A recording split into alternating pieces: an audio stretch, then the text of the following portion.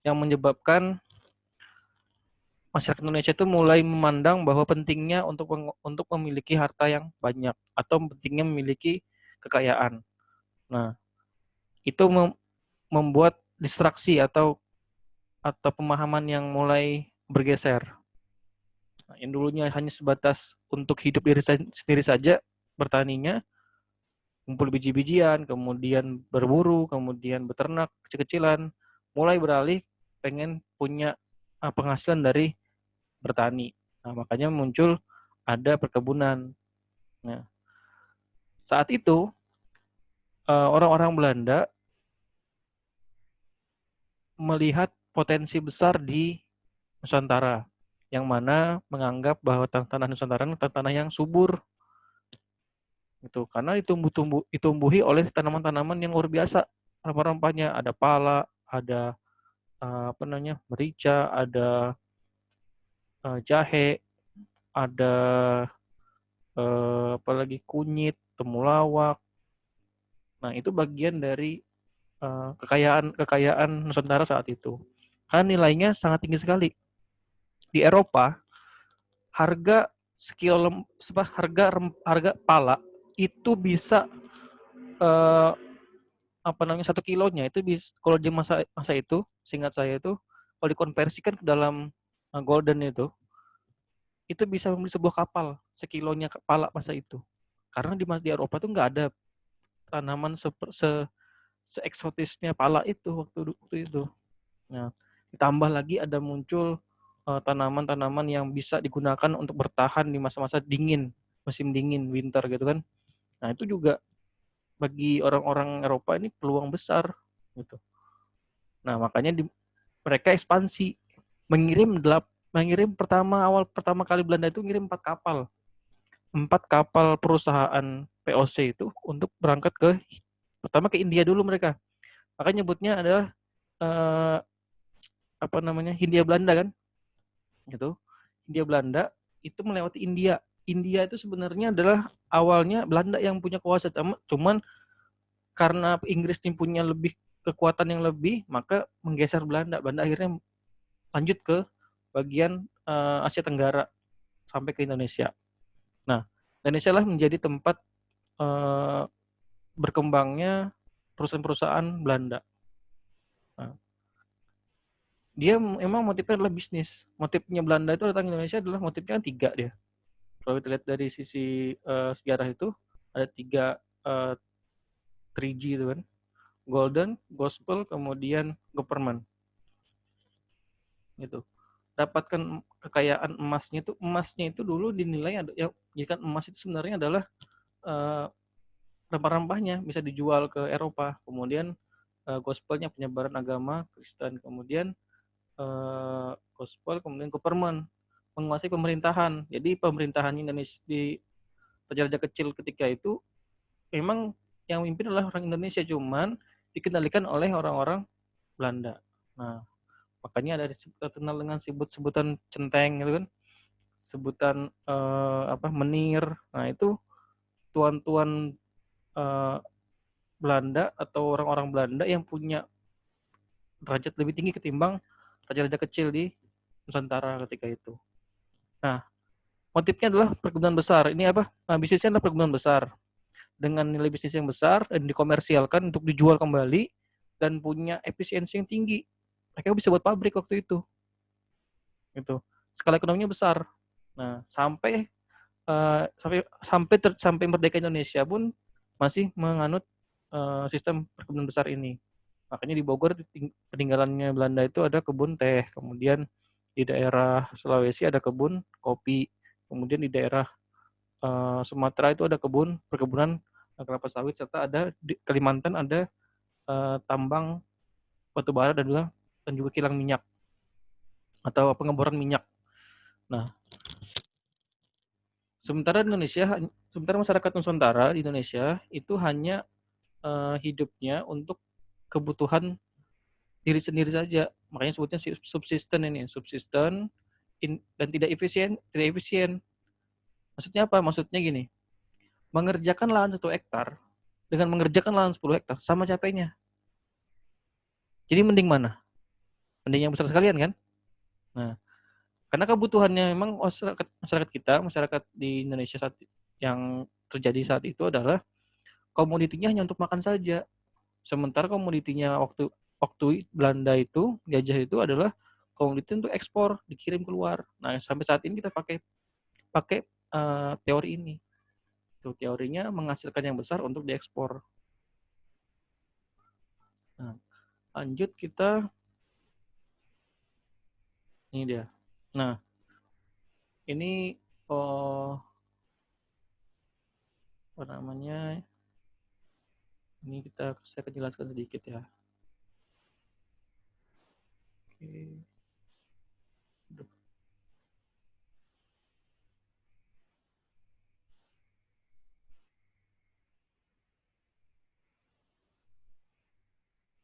Nah, ini ada world market ya. Pertama kita lihat dulu.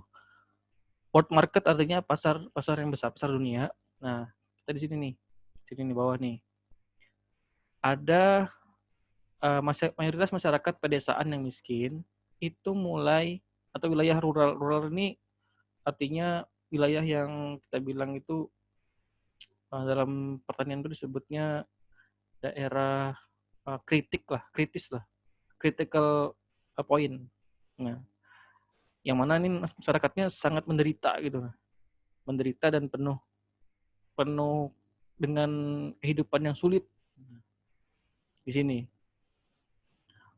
Mereka bermigrasi menjadi masyarakat urban modern. Ya, maksudnya mereka mengubah gaya hidupnya, mengubah pola berpikirnya. Nah, makanya dalam dalam teori sosial itu disebutkan bahwa masyarakat yang maju adalah masyarakat yang mempunyai kebangkitan berpikir gitu. Nah, makanya mereka jadi modern. Di sini masyarakat modern ini juga eh, apa namanya? Kehidupan modernnya ini mengalami hubungan yang tidak seimbang dengan kehidupan orang-orang pedesaan. Nah, masyarakatnya itu kan kalau kebutuhannya masyarakat desa itu ya makan hari ini cukup, ya alhamdulillah sudah. Kalau masyarakat modern beda cerita.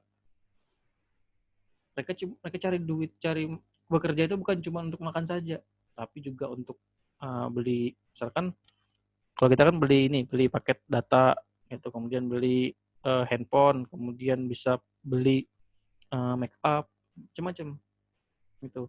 Pengen beli segala aksesoris, itu yang menjadi perbedaannya. Makanya ada hubungan yang timpang antara kedua kehidupan ini. Nah, tapi marketnya sama. Marketnya adalah market yang besar di dunia. Kita dapat jadi sasaran market di dunia. Kita ada punya dua sisi kan, sebagai konsumen atau sebagai produsen. Sampai saat ini kita kebanyakan adalah mengkonsumsi, gitu. Bagaimana mengkonsumsinya? Mengkonsumsi macam-macam. Kita bisa mengkonsumsi. Kalau sekarang itu negara sudah mulai maju berpikirnya. Kita mengkonsumsi budaya. Pernah nggak kita konsumsi budaya? Kira-kira. Kalau yang perempuan pasti tahu tuh. Mengkonsumsi budaya itu maksudnya apa? Mengkonsumsi, kalau kita nonton drama Korea itu kan, itu budayanya Korea. Drama Korea, K-pop itu bagian dari mengkonsumsi budaya. Nah, gitu. Kalau saking saking saking apa namanya fansnya dengan aktor Korea itu sampai beli fotonya, kemudian nonton berani berani beli paket berlebih untuk bisa nonton uh, dramanya, pasang wifi di rumah gitu, rebah-rebahan sambil nonton drama nangis-nangisan kan, itu bagian mengkonsumsi budaya gitu. Yang cowok-cowoknya juga gitu, misalkan yang hobi nonton anime Jepang sama, mereka mentransfer memproduksi budaya mereka untuk diekspor gitu. Cina lebih-lebih lagi, Cina tuh punya punya kemampuan ekspor yang luar biasa. Gak cuma budaya saja, tapi juga mengekspor uh, apa teknologi gitu. Kalau tahu Cina, Cina itu kalau kalian baca atau dengar orang yang pernah ke sana, Cina itu punya satu aplikasi saja dia untuk komunikasi. Jadi nggak boleh ada ada apa namanya, nggak boleh ada aplikasi chat selain aplikasi Cina, yaitu WeChat namanya. WeChat ini digunakan untuk seluruh pembayaran, baik itu bayar bis, terus bis gitu, apa namanya itu lupa saya namanya. Pokoknya transportasi umum itu, kereta, kemudian bis, kemudian tagihan-tagihan asuransi segala macam pakai WeChat. Bahkan pakai scan doang mereka. Makanya kita sekarang kenalnya ada di Indonesia itu namanya Dana. Dana itu adalah buatan dari Alibaba. Alibaba itu punya Cina. Nah, mereka mengekspor teknologi kepada kita. Kalau Amerika juga sama teknologi, mengekspornya. Apa aja teknologi di Amerika? Kita kenal dengan iPhone, Windows. Nah, itu bagian dari teknologi. Indonesia apa ngekspor apa Indonesia kira-kira? Mengekspor TKI, TKW kan gitu Indonesia. Nah, kita saat ini punya peran sebagai produsen sebagai juga konsumen. Kebanyakan sih kita hanya sebatas konsumen saja. Makanya negara kita itu menjadi sasaran empuk bagi negara-negara yang lebih kreatif. Bahkan India yang kita tahu negaranya jorok menjijikan itu, sekarang sudah mulai berubah gitu. India itu dulu cuma dikenal Bollywood saja, ya kan? Bollywood saja yang dikenal. Sekarang India itu jadi sarangnya hacker. Jadi semua hacker-hacker dunia itu ngumpulnya di India. Bahkan guru-guru hacker tuh ada di India. Kalau pernah ketipu online, ada yang bisa ngehack Facebook kita atau Instagram kita atau Twitter kita, itu semua awal mulanya dari mana? Dari India gitu. Jadi India itu sekarang sudah menjadi negara yang bisa tempat belajarnya teknologi. Gitu. Makanya beberapa film-film terakhirnya itu seperti Three Idiot itu ingin menunjukkan pada dunia bahwa dia sudah mulai canggih dalam sisi teknologi. Jadi sebenarnya film-film yang dia diproduksi secara massal untuk global itu punya sebuah pesan. Kayak Avenger itu menunjukkan teknologinya Amerika canggih gitu. Kemudian apalagi ini Avenger, kemudian dari Inggris James Bond itu menunjukkan bahwa bahwa Inggris itu punya punya mata-mata yang luar biasa sekali. Dia menunjukkan bagaimana kemampuan militernya. Gitu. Kayak Rambo Amerika juga begitu. Menunjukkan bagaimana militernya Amerika itu punya kapasitas yang tinggi sekali. Film-filmnya Bollywood India di masa yang terakhir tahun 2013-2012 itu sudah menunjukkan bahwa mereka adalah sarang hacker. Makanya kita tahu film Three Idiot, ya kan?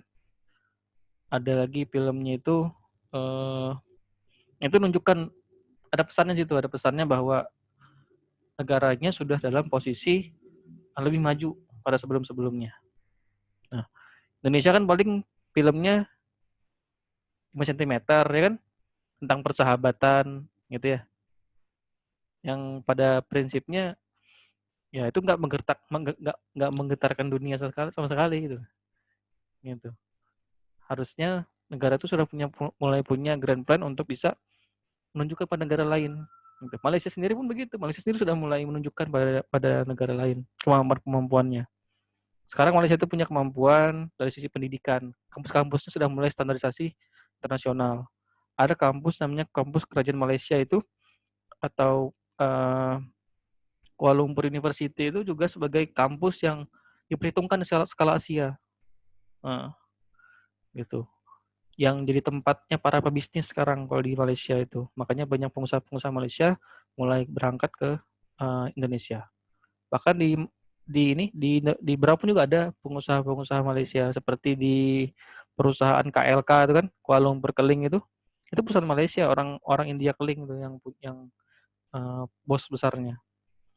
Nah, itu sebagai materi pada malam hari ini, karena sudah waktunya ini nggak banyak, saya pengen coba diskusi dengan kalian semua masalah world market ini, karena kita bisa tentang pembangunan.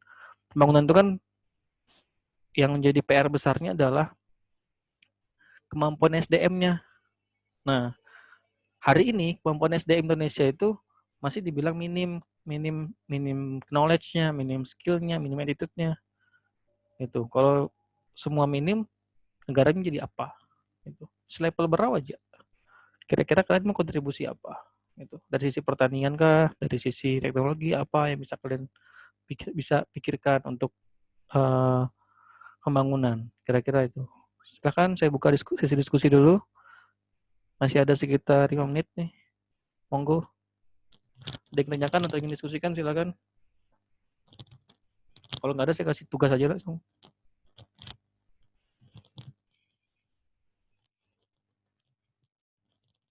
Mana?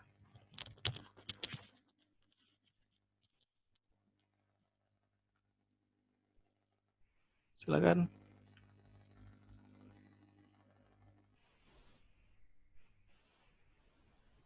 Ini ada berapa orang nih? Ada 9 orang. Oke. Silakan ditanyakan. Kalau nggak ada saya kasih tugas. Oke. Kasih tugas ya. Tugas aja, Pak. Oke, tugas. Biarkan. Karena Oke, Pak, siap, Pak. ada yang nanya juga kan. Oke, tugasnya tolong disimak. Saya cuma nggak kasih tugas dalam tertulis. Saya kasih dalam tugasnya saya kasih ini dalam bentuk lisan. Jadi harap diingat dan catat juga. Saya rekam nih, jadi nanti bisa dilihat itu juga nanti. Oke, tugasnya adalah dijodohkan istri saya mah. Hancur dunia persilatan. Apa yang dicet di saya? Apa hijau juga? Dewasa. Apa itu? Nah, ada ceweknya saya minta.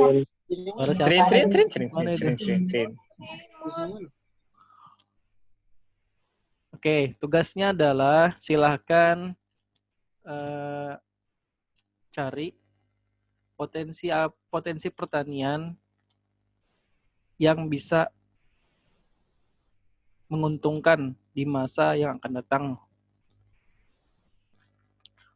Silakan cari potensi pertanian yang bisa menguntungkan di masa yang akan datang. Bebas ya.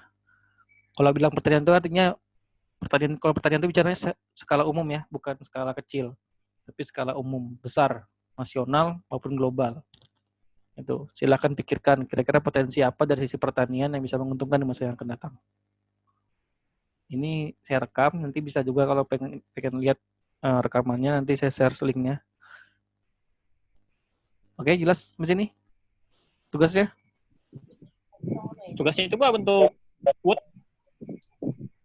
dibuatkan gimana? Tugasnya minggu depan saya koreksi. Jadi kumpulnya pas kuliah gini. Masing-masing presentasi. Itu dalam bentuk apa, Pak? Dalam bentuk presentasi. Bebas ngobrol aja kita besok minggu depan. Oh, boleh, baik, Pak. Siap. Oke. Jelas ya? Jelas, Pak. Jelas, Pak. Nurfaida jelas, Nurfaida? Jelas, Pak. Lucy. Jelas, Lucy? Vira? Jelas ya? Oke, demikian kuliah pada malam hari ini. Saya cukupkan, kurang lebihnya mohon maaf. Ketemu lagi minggu depan. Harapannya semua siap dengan tugasnya. Jangan sampai ada yang nggak kerjakan tugas, karena nilainya ini agak lumayan tinggi nih saya nilai. Oke? Baik, Pak. Oke, ya. Assalamualaikum warahmatullahi wabarakatuh. Selamat malam. Waalaikumsalam warahmatullahi wabarakatuh. Malam, Pak. Waalaikumsalam warahmatullahi wabarakatuh.